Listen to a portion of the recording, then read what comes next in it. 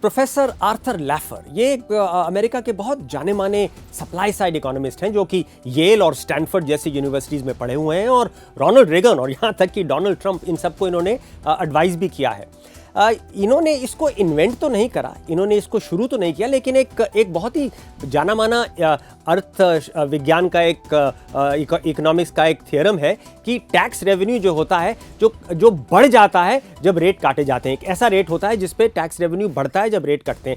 इसको इन्होंने इन्वेंट नहीं करा, लेकिन खुशकिस्मती से ये इनके नाम से जानी जाती है थियरी। इसको हम लैफर कर्व कहते हैं। तो अब ये जो हमारा आमची मुंबई है और इस लैफर कर्व, इसमें क्या तालमेल हुआ?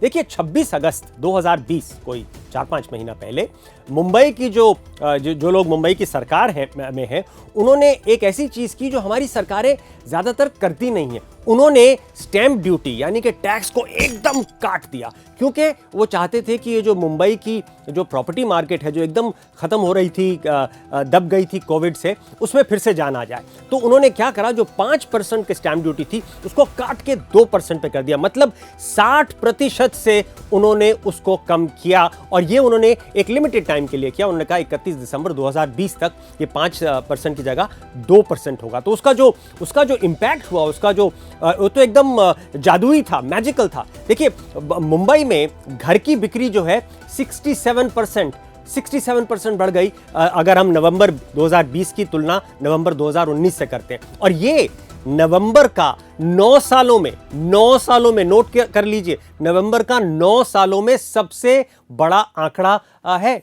और फिर जब दिसंबर आया तो जो स्टैंप और रजिस्ट्रेशन के जो रेवेन्यू थे वो 60% बढ़ गए, 2,700 करोड़ से 4,300 करोड़।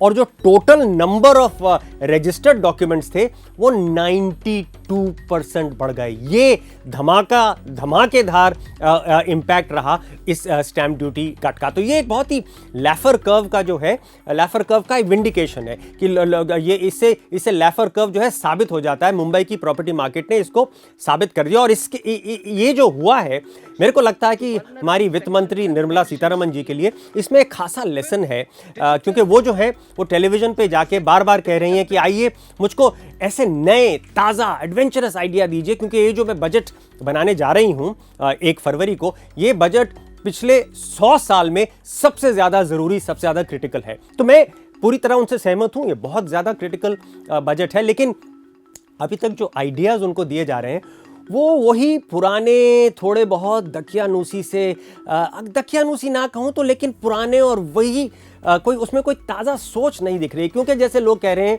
कि देखिए, आप ये जो बहुत अमीर लोग हैं जिनकी इनकम बहुत ज़्यादा है, उस पर जो सुपर सरचार्ज जो आपने लगाया था, जो सुपर रिच पे, वो सरचार्ज को और बढ़ा दीजिए। और long term capital gains tax जो आपने 10% लाए थे कुछ साल पहले, उसको बढ़ा दीजिए।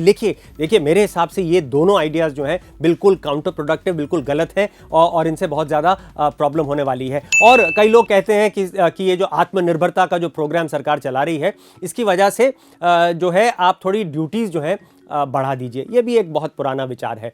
कोई लोग तो कहते हैं कि देखिए, हेल्थ केयर में और इंफ्रास्ट्रक्चर में जो है सरकार को ज़्यादा पैसा खर्च करना चाहिए। इससे तो कोई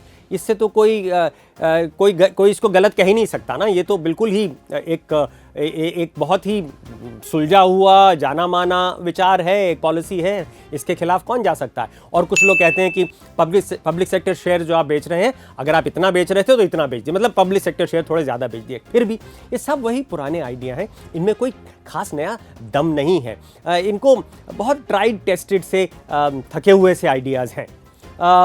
तो मेरा मानना है कि ये जो वक्त है, उन्होंने खुद कहा कि ये पिछले 100 साल में सबसे ज़्यादा क्रिटिकल, सबसे ज़्यादा खास बजट होने वाला है। तो मेरे को लगता है ये टाइम है to think out of the box, कोई नई चीज़ करने का टाइम है। और मेरा मानना है कि ये वक्त है टैक्सेस को काटने का। देखिए, इस साल सारे अनुमान बता रहे हैं कि हमारी जो अर्थव्यवस्था है वो कोई 8% से कम होगी। लेकिन क्योंकि इस साल कम होगी, उसका बेस कम होगा, तो अगले साल वो बाउंस कर जाएगी, 10% तक भी बाउंस कर सकती है।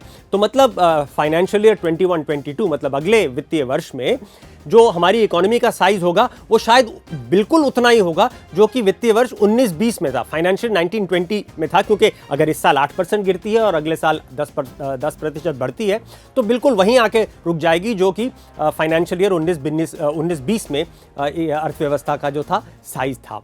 तो अगर हम वो नंबर फाइनेंशियल ईयर 19-20 के यूज करते हैं तो काफी एक्यूरेट रहेगा हमारा अनुमान।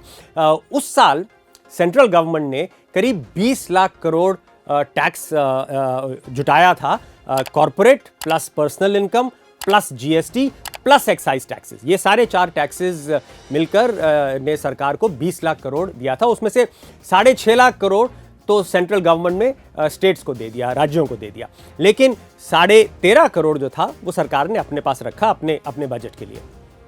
अब जरा सोचिए, अगर महाराष्ट्र सरकार ने, जैसे कि उन्होंने स्टैंप ड्यूटी को 60% से काट दिया, 5% से 2% कर दिया, तो इस तरह अगर हमारी सेंट्रल गवर्नमेंट अगले साल के लिए कहती है कि हम एक बार के लिए, सिर्फ एक साल के लिए, एक बार के लिए एक खास मेजर के तहत हम लोग जो है अपने टैक्स को 50% से काट देंगे, 50% से हम उसको काट देंगे, तो वो जो थ्योरेटिकली जो एक जो डिमांड बूस्ट मिलेगा हमारी इकोनॉमी को, वो करीब 6.75 लाख करोड़ मतलब 7 लाख करोड़ के आसपास होगा। कोई जीडीपी का 3% का ये एक डिमांड स्टिमुलस होगा अगर सरकार कहती है कि हम 50% से अपना टैक्स कलेक्शन हर जगह काट देते हैं। तो देखिए क्या होगा, घर, गाड़ियां, शराब, बाहर जाना, होटल, कपड़े पहनना, जिम इक्विपमेंट खरीदना, कुछ भी, सब कुछ भी और सब कुछ जो होगा वो बहुत ज्यादा सस्ता हो जाएगा, जिसकी वजह से लोग ज्यादा खरीदेंगे। जैसे कि मुंबई की प्रॉपर्टी मार्केट में आपने देखा कि जब स्टैंप ड्यूटी कटी तो किस तरह से लोगों ने नए घर खरीदे और नए घर रजिस्टर कराए। तो मेरा अनुमान है और अगर अनुमान जो है, अगर हम बॉम्बे का एक्सपीरियंस, मुंबई का एक्सपीरियंस लेते हैं तो उस पर मैं कहता हूं कि इसकी वजह से, इतने भारी टैक्स कट की वजह से करीब 10 से 20 लाख करोड़ का उत्पादन ज्यादा होगा, इकोनॉमिक आउटपुट ज्यादा होगी और ये खास उठेगी उस टैक्स कट की वजह से। तो ये जो इतना बड़ा डिमांड जंप होगा इकोनॉमी में, 10 से 20 लाख करोड़ का जो डिमांड जंप होगा हमारी इकोनॉमी में, उसकी वजह से सरकार को भी 1 से 2 लाख करोड़ ज्यादा टैक्स मिल पाएगा, क्योंकि यही लैफर कर्व की थियरी है कि जब आप टैक्स को काटते हैं उससे डिमांड बढ़ती है, लोग ज़्यादा खर्च करते हैं, ज़्यादा खर्च करने पे जो है सरकार को ज़्यादा टैक्स मिलता है और ये एक बहुत बड़ा बूस्ट मिलेगा प्राइवेट कंजम्पशन एक्सपेंडिचर को। हम और आप जो खर्चा करते हैं चीज़ें खरीदने में, उसको बहुत बड़ा एक बूस्ट मिलेगा। और क्योंकि सरकार का टैक्स भी बढ़ जाएगा तो ये जो 3% का जो मैंने कहा था फिस्कल स्टिमुलस, वो गिर के 1 से 2% का रह जाएगा। 3% का फिस्कल स्टिमुलस जो हमारे जो लोग कन्वेंशनल सोचते हैं, जो पुरानी तरह से सोचते हैं, उनको लगता है कि बहुत ज़्यादा है, 3% तो डिजास्टर हो जाएगा, लेकिन 1 से 2% में वो लोग भी कंफर्टेबल होते हैं। तो मेरा कहना है कि क्योंकि लैफर कर्व आ जाएगा, क्योंकि टैक्स काटने से सरकार की आमदनी बढ़ जाएगी, टैक्स आमदनी बढ़ जाएगी, उसकी वजह से ही जो फिस्कल डेफिसिट का अनुमान आप 3% का करते हैं वो गिर के 1 से 2% रह जाएगा। तो अंत में तो मैं यह वित्त मंत्री निर्मला सीतारमण जी को यही कहूँगा कि ये जो मौका है, ये जो वक्त है, ये पुराना दकियानूसी थका हुआ आइडियाज़ को सोचने का वक्त नहीं है।